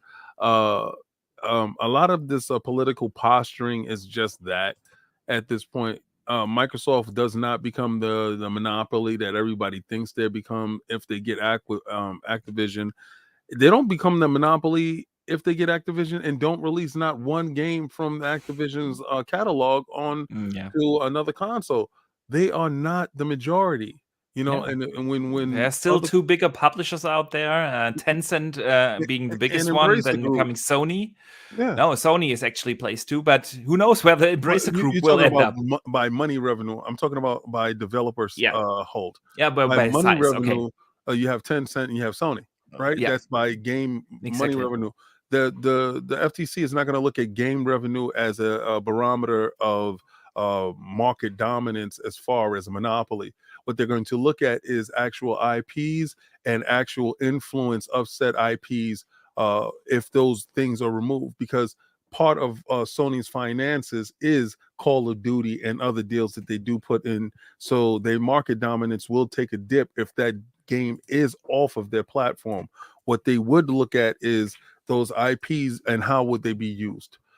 Again, Microsoft is taking the great strategic thought in we would release said games onto the platform, but make these games exclusively released inside Game Pass for the service for free. So they're showing parity, but they're showing parity with the backhand of the backside of their hand. Yeah, we are releasing these games at $70 to you, and you can partake, and you have the choice to do so, or you can join our service, and at $15.99, you can partake in these games day and date on our service. So therein lies the rub. That's why I knew the deal will get passed straight through. I don't fear that. What I do worry about is what happens after the deal is done, if it's done in time earlier this year. I always thought it would be done before the June deadline. Everybody that would be quick, like 6 months. Yeah, but it's nothing really holding it up. This is really all cash. You understand? So there's nothing really holding this deal up. They already voted to a 98 majority in favor of, right? So that's shareholders vote, right? Yeah. Microsoft is paying a premium. Their share stock was worth $60, and they're paying them $90 per share. So, was it like $96? Something of that like that. Weird number. But again, there and a lot of you guys who don't think I know my finances, I'm giving you an education right now, and you're learning. Microsoft is paying a premium to that, so the shareholders is happy. They also address the facts of what we're going inside of Activision at the same time being voted one of the best companies to work for. With the deficiencies of Activision, they will remove those problems and they will push for that to happen to get that same level of how can I say ecosystem environment inside of Activision, right? Standards of employment and Right, a healthy environment that yeah, everyone is able to work without prejudice. yeah, So that stuff is going to happen, and for those reasons and those reasons alone. My question is it going to happen before the next Call of Duty that's supposed to release? Because if that happens, remember everybody that sat here and cried and yelled, what is Microsoft going to do at the end of the year? How are they going to fill this gap? Well, buddy, Call of Duty inside Game Pass day and date definitely clears up that deficiency like that. Yeah. I mean, Call of Duty in Game Pass definitely would be that filler that they need for for the season. Close a hole real quick, right? Yeah. I'm not sure if Modern Warfare 2 is actually a possibility, because we know that Sony has the marketing rights for the next 3. Yeah, but we also know that in other games, Sony had something in the contract that they can't be released in whatchamacallit, in Game Pass. Now, yeah, exactly. Now the question is, when were these marketing deals and contracts made? Right. Was that prior to when Sony was concerned about Game Pass Day 1 releases or not? So it's definitely a possibility. Let me put your mind at ease. The contracts that were signed for Game Pass having MLB The Show, which is Sony's first party developed game, and MLB, that was recent, right? Those contracts was recent. And the contracts with Sony and Activision, it's a little bit further out. So maybe they can release the game inside Game Pass, but can't market the game. You understand? And I know what you're saying. Market the game to make it seem like it's a PlayStation exclusive. It's still a win-win regardless to what. But only the people that actually have Game Pass or that's in the market for buying Xbox, maybe they can't put it on the box of an Xbox and put Call of Duty. But again, the marketing rights is still there. Nothing changed. It's fantastic, but it's in Game Pass day and date. I think that's something that they can skirt around, and they have lawyers that's way better than my intellect to decipher those things. Oh yeah, I think that's something that a lot of people forget these days. How that Microsoft actually has the best lawyers in the world. Yeah, they along with Apple and Google, of course. But these guys know their way around these things. That's definitely for sure. And also, I'm not sure how hardball Sony wants to play that card. Like, you can't bring your own game to Game Pass because they have other games they want Xbox to bring to the platform. Yeah, and it's always where do you position yourself in that terms of negotiation? And the other thing I want to back up your theory here with Modern Warfare 2, pardon me, is good friend of the show, Idle Sloth. Shout out to him. He's the Xbox Twitter news guy. I highly recommend to follow him. He digs out the craziest of the craziest insights, and he found a picture of a I don't know if you've seen it. He found a picture of a internal meeting from Sony, of some sort of presentation where they presented the logos of all the marketing deals that Sony has for this year with different partners. There was one surprise up there, like the Avatar game from Ubisoft apparently has the marketing rights there. That'd be great. But what is interesting is Call of Duty wasn't on that slide. Bye. So, of course, Idle Sloth said it. Take it with a grain of salt, but it is what it is. There's an executive on that picture presenting all the logos, like the Avatar game and a couple of other games, of course. And there's no Call of Duty on that. So, it could definitely be. It is interesting. interesting thing to see, and I think we will find out on June 12th. Yes, No sir. doubt. Another super chat comes in from John TJ. Thank you so much, man, for the outstanding generosity. He says, would you guys be willing to pay $10 more for Game Pass Ultimate if they added Ubisoft Plus, their full version, and EA Premium? Absolutely. Of course. Like, Of come on, now course. stop playing. $20 a month. But then you got to start looking at the value proposition when it comes to something like that. The value speaks to me, but does it speak to the average consumer? Because there's not a lot of people that have Game Pass Ultimate, right? Yeah. You have a lot of people that have Game Pass. A lot of people probably don't have Game Pass Ultimate, and it may not be a tier that is inviting, but offer the tier. Offer a Game Pass Ultimate Plus that gives you that aspect. But I don't think I don't think EA would go for that, and I don't think Ubisoft would go for it, because now you're asking them to split $4. You understand? Because you're asking, for extra $10. You're asking them to split $5. Both have $5. Microsoft has to make some money out the deal, because they all won't go. So it won't work out. So you talk about 20. It's a good he's point. talking about $25 a month. No, I don't think that works.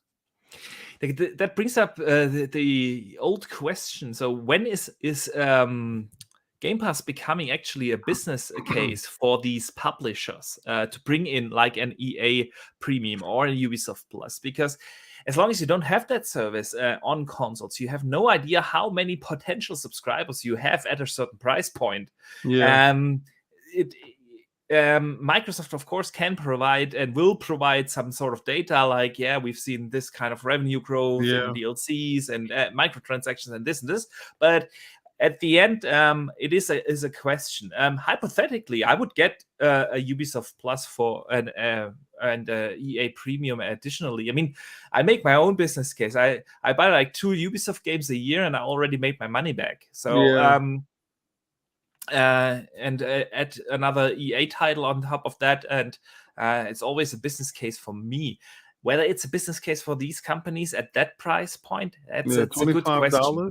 No, I don't see the value. When you said $10 more, I automatically went to the next tier, which will be $20. Because Microsoft does the tiers of, what is it, $9.99 for regular Game Pass, and then it's like what, $14.99 for Game Pass Ultimate. And it's a $14.99. It's 13 euros here in Germany. So but I'm talking dollars over here. Yeah. So, which, by the way, I shout out to Microsoft for doing that, because for a long time all video game companies converted US dollars automatically into euros, and so it has always been a negative for us. But now they actually looked at your market exactly. And now we're only paying like 13 euros, which is approximately 15 US dollars. So depending, of course, on the exchange rate. So basically. Yeah. So, and I think the next tier would be the $5 more. I don't believe that it would be $10, but then that's a hard sell on getting EA and Ubisoft to split that $4. I see your point. I mean, we will get another tier this year with the family plan. The family plan. Then you also have to think about that. Spreading your tiers all over the place, and does that become too much saturation for the market? Too much confusion in one marketplace? And do you underestimate the intelligence of the consumer at this point in time, where you want to guide them into certain things, but then do you water down your metrics when it comes to showing the value to the developers that you want on board? You understand? Because it changes it. So no, I don't see that happening like that, but they have to show me a way. They have to get rid of games with gold and Xbox Live. That has to die first in order for something like that to live. I absolutely agree there, because then it not just makes it more simple to understand. Okay, I have Yes. like 3 possible tiers or so, Yeah. because it's already confusing people that are not as invested as we are, the casuals. Yeah, like, okay, I have a gold and I have a Xbox Game Yes. Pass and an Ultimate. What's all that? What's going on, right? Yeah, exactly. You have to simplify that and then make clear price points, so people really know. Okay, if I subscribe to the middle tier, I get this, and if I subscribe Right. to the high tier, I get that. Yeah, absolutely. I fully agree there. You see, the same way Sony deaded PlayStation Plus in its form and made it and made PlayStation Now and everything integrated. You Into one. Yeah. you have to dead the old service in order to move forward, because the tier system in the PlayStation package, it looks pleasing when you look at it, minus the stuff that you didn't want and how they rolled it inside of it. So you have to look at it in that terms. So in order for what he wants to happen, Xbox Games with Gold has to die and Xbox Live has to be rolled inside at some point in time. Yeah, I agree. I fully agree there. And it's also something they announced earlier with the family plan, and I think that family plan will introduce obviously a third tier, and maybe that is the point for them where they really rethink the entire structure with the gold and the ultimate tiers and so on. So yeah, we will know in 3 weeks, but it is an interesting discussion, and we are already an hour and 40 minutes into the show, man. If you're having great conversation, time flies. Really quickly. It is. I want to get to some shorter topics before we talk about some of the community questions. A couple of game announcements this week happened that actually got me excited. And yeah, before people in the chat ask, I'm not just talking about the Witcher 3 next gen patch that got announced today, which I'm super excited for. It's coming. That patch is coming Q4, and I will do my 5th playthrough of the Witcher 3 with all its DLC. Then with the next gen patch, super looking forward to that. But Techland has made an announcement this week that they are actually working on a second game outside of Dying Light 2. They will obviously support that for at least the next 5 years, they said.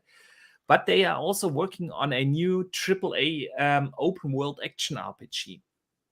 And the Techlands CEO, now I'm sorry if I butchered that name, Pavel Marchevka, said, "We are happy with what we have accomplished with Dying Light so far. At the same time, our ambition is to introduce a brand new IP that is vastly different from what we have been doing for the past several years. We want to create a fully next-gen experience. A new fantasy epic is set in a sprawling open world fueled by the skills and experience we have gained as a team over the years, infused with new ideas, passion, and creativity."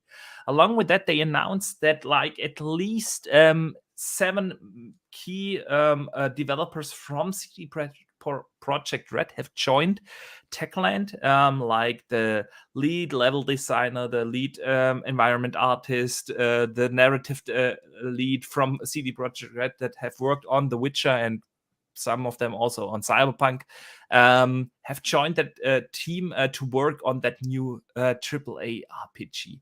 So, King, have you played the Techland games, and are you looking forward to those? Well, I've purchased Dying Light 1. I love Techland games. What was it, like Dead Island? And a couple of games. Yeah, I love this stuff. I don't think Dying Light 2 performed how they wanted it to perform, despite the company saving face with the statement. I don't think it reached the heights that they expected it to reach, as far as bigger, bolder, which is better. unfortunate, because I actually loved that game. I really had a blast playing through it. I think the problem with the game, it's being that it's cross-gen game. Yeah. So we didn't want more of the same. We wanted a higher level of what we did have, and being tethered to the past, those Jaguar cores will continue to give you more of the same. So this new game, I fully expect it to be this current gen that we're dealing with now. And we will get all those bells and whistles, and they will actually achieve those numbers that they're expecting to achieve, because they do have great ambition when it comes to games. To do a hardcore parkour game with zombies and a good bustling environment that doesn't look as barren as people think, and has a robust multiplayer as far as guys being able to jump inside your game and people able to invade and have a different take on things, and your zombies. The environment is really good. So they are very ambitious in what they're trying to do, and I think using the full capabilities of the current tech that we have now, I think they can achieve it, and I think it would surpass Dying Light 2 as far as what they want the shareholders to get back from it. Yeah, in terms of ambition and polish.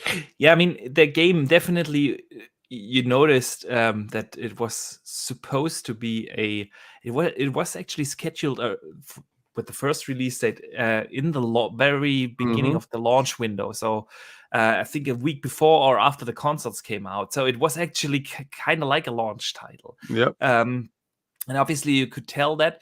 Still had a blast with it. I think it, and people probably do not like to hear that, but I think it is the best open world I've seen this year, honestly. And I've played Elden Ring, 85 hours into it so far.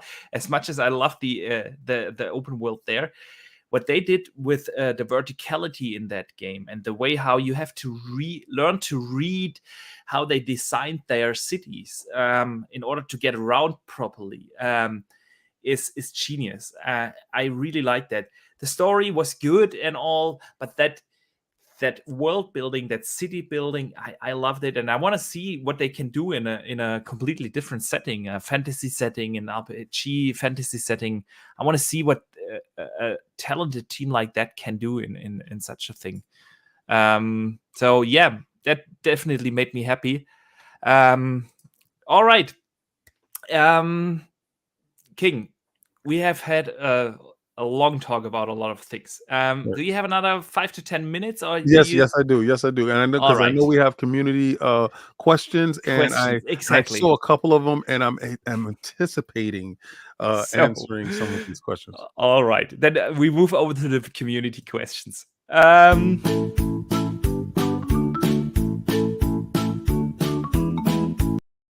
one's my favorite. That was my favorite. I love the music. That was my favorite.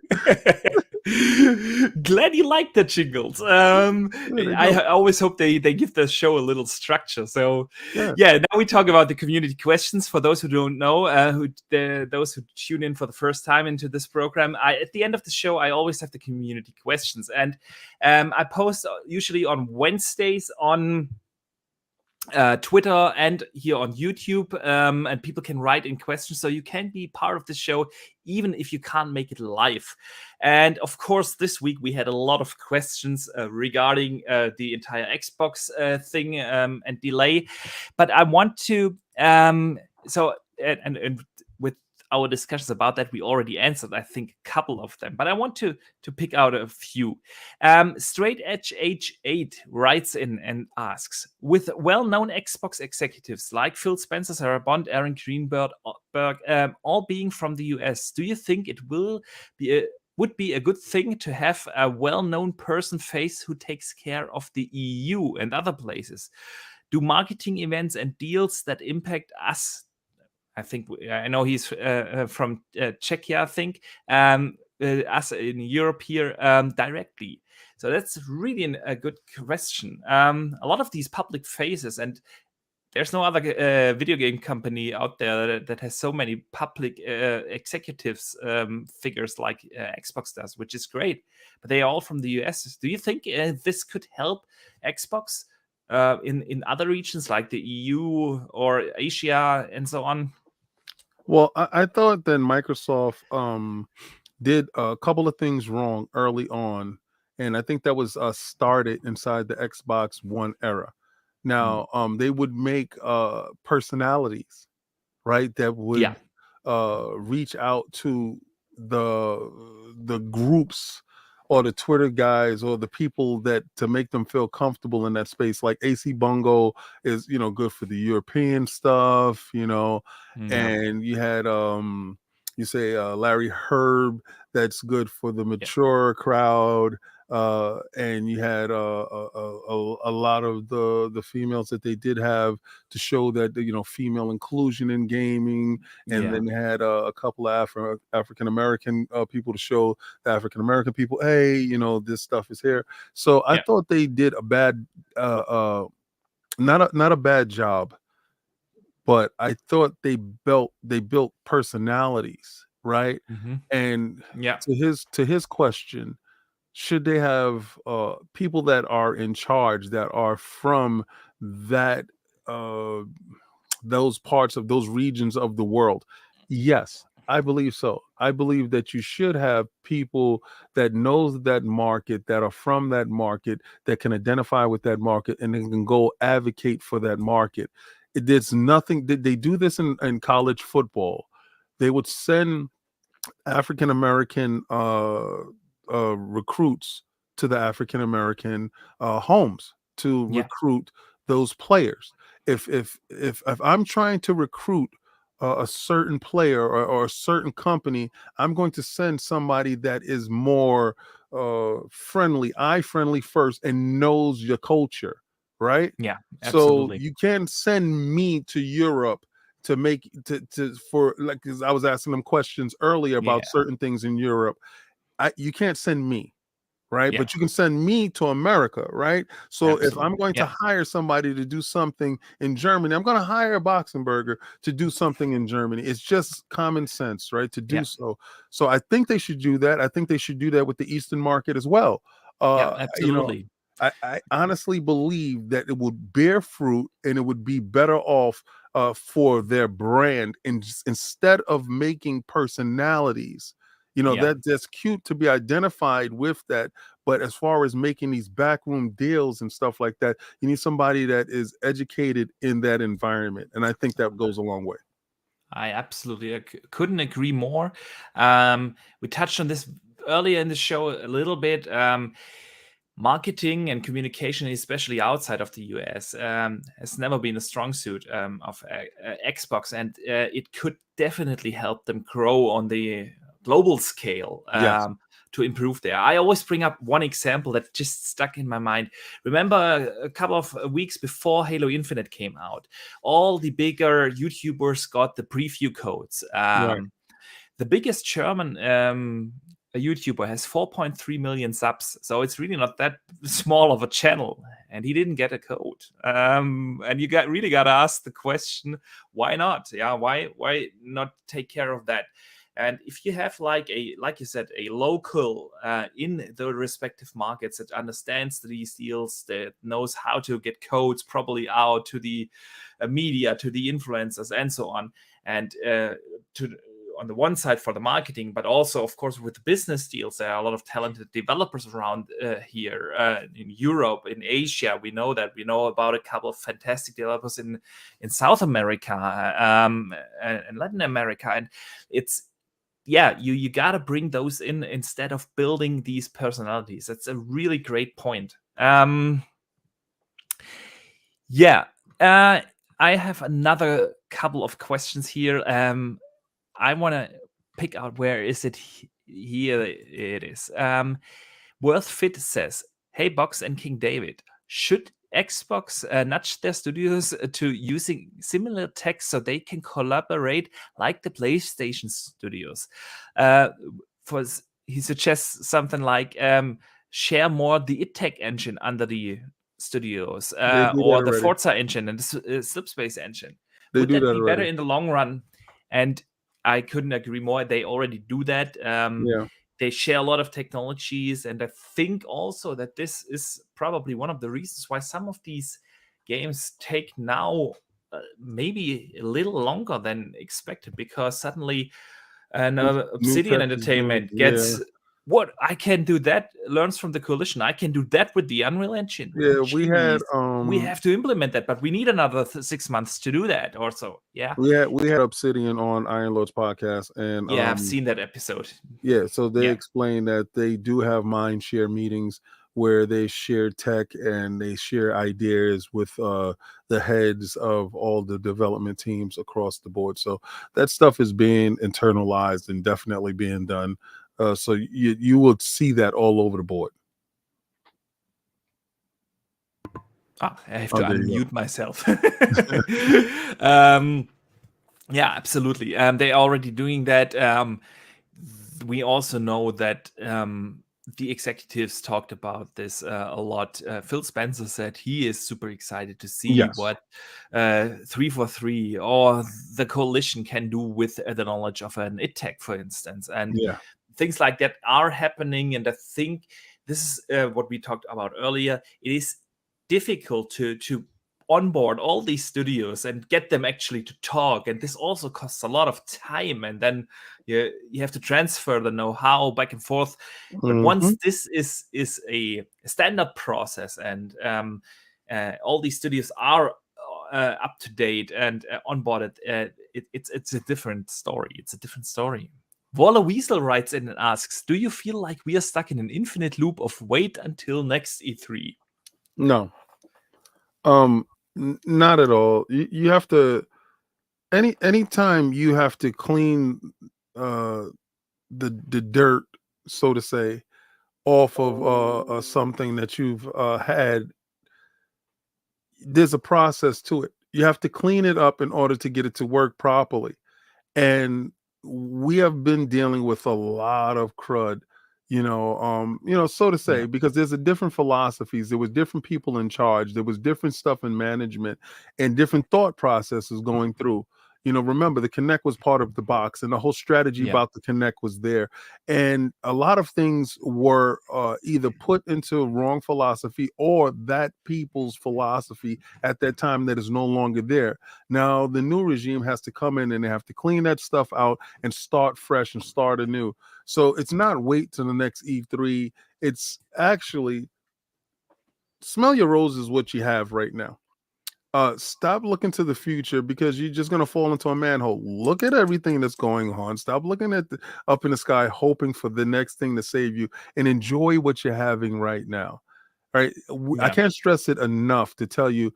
And, Boxenberger showed you Trek to Yomi. He told you from his own mouth that he would have never tried this game had it not been for this platform. And that's what the platform is used for you to try new experiences. So stop eating the same burgers, stop eating the same fries, try something a little bit different. And I'm sure that by the time the next new great game comes out that's released inside the ecosystem, you wouldn't even care about E3. E3 doesn't even care about E3 anymore. That is a fantastic point. What we're looking for is just new announcements, and that can happen at any time. Yeah. That is true. That is true. And I always say one thing that is so fantastic here in the Xbox community is the community itself. Yes. And with this community, playing games together, like we have always a blast when we are doing Forza races on community nights on Fridays, or play Halo. These games are out. Drawn TJ, generous friend here of the show, he and I also played H4. There's so much to play together with the community, and the time will pass in no time until these Starfields, Redfalls, and Hellblades and whatever come out. No doubt. You got time for one last question? Yes, sir. Because I really want to hear your thoughts there. Go for it. It comes from you. He says, which genre do you feel Xbox is missing from the first-party studio lineup? Like fighting, puzzle, JRPG, family trivia, superhero. What is the one thing that you feel is missing? All of those that you just said. every just read the question.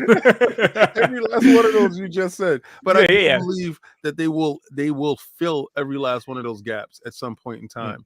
the biggest thing, shout out to Lord Cognito, is the one first person, well, not first person, third person story driven narrative game that needs to come out to do that. And I believe that Hellblade Senua's Saga 2 will fill that bill. All right, so now that we move that out the way, JRPGs, I believe that they're looking forward to doing that and get some JRPGs that's in there that is exclusive to Microsoft, with acquiring some Japanese studios or some Eastern Asian studios.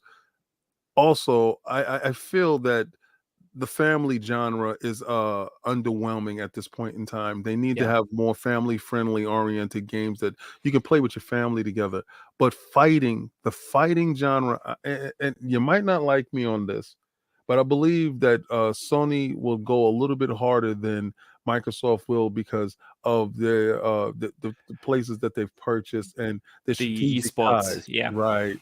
So they're looking to implement that heavy into the PlayStation box. Remember, these boxes are ever evolving and growing. I believe they're going to pick their niche. Microsoft is going to be the Western RPG box. All right. And they're going to hold that down. Sony is trying to find their identity when it comes to games as a service and multiplayer aspects of that. So expect them to go very hard in esports, expect them to go very hard in fighting games. So I don't think Microsoft will, have too many fighting games that will be greater than will be available on the PlayStation brand. Yeah. No, I agree. I also think family is something. I realize that more and more as my kids get older and start to play. I introduce. They are now 4 and 6 years old, so especially the little one is now getting introduced, and they are. And and there's only so much I can play with him right now there. From that perspective, so we play a lot, of course, on the Switch now. But that's definitely one thing. The other thing is the superhero. Yeah, the superhero thing. I'm not. Don't get me wrong. Like Batman Arkham City is one of my all-time favorites. And I love the Spider-Man games. I just because Sony has Spider-Man doesn't necessarily mean that Xbox needs something. I always say, "Where's my shooter on PlayStation? Where's this?" And then there are Xbox has a lot of mature games in the making, and I really don't care if a game is first person, third person. It's always a design choice. Some of the best games made period are first person games, others are third person. The thing with the fighting game is the one that I think is missing right now, and I'm not the biggest fan of fighters myself. It's probably not. I play them occasionally, but I'm not that hardcore fighting fan. But I see that there is a market that is right now missing on the. But they do have, fighting games. They have Tekken. They have a lot of fighting games. If actually people really delve deep, and they have the jumping. What was that? I forgot that it's like a Naruto game, but they have those too. They have a lot of fighting games that are available. They just need to make a new Killer Instinct, and they're good. See, this is what they want. They want them to make a fighting game, and I don't think that's feasible right now in this market. Yeah, right. All right, man, it's been a blast with you. One super short super chat, and then I'll let you go. Dronty J sends in the last of the day with $2. What happened to Dead Island? Remember that? Yeah, Dead Island. Yeah, that's probably on the back burner someplace. Yeah, at some point, maybe that comes out as a surprise this year. Who knows? But yeah, we haven't heard of that game in a long time. Yeah, but man, again, thank you for taking the time to join us here today. It's been fantastic 2 hours. I really had a blast chatting with you. I could go on for another 2 hours, but I don't want to keep you too much. Let people know where they can find you and what you're working on. All right, you can find me on Iron Lords Podcast Sundays at 1 p.m. You can also find me at Combat Talk with the King, which is Saturdays at 10 p.m. And you can find me on Twitter. That's King David OTW. Same thing on Xbox Gamer Tag. And on PlayStation, it's Xbox 360 Lover 01. Oh, if that was too fast for you guys, I have put all his links to the Iron Lord's Twitter and so on in the description of the show note. Just click in there. You will find everything over there. It is sometimes easier because it is fast if we explain it like that. Again, King David, thank you so much for taking the time. Thanks everyone in the chat for joining us here today. We had over 100 people here watching us live. If you haven't already, it would be awesome of you to consider to hit the like and subscribe button. That really helps the channel out. Thank you guys also for the amazing super chats. The generosity is amazing. And of course, a big thank you again to all the channel members that support the channel. We will be back next week with another World of Gaming. I can't announce the guest just yet, but I hope if our schedules align, we will have also another great guest next week. But for today, I want to say a big thank you to everyone for joining again. And then I see you guys next week. Game on.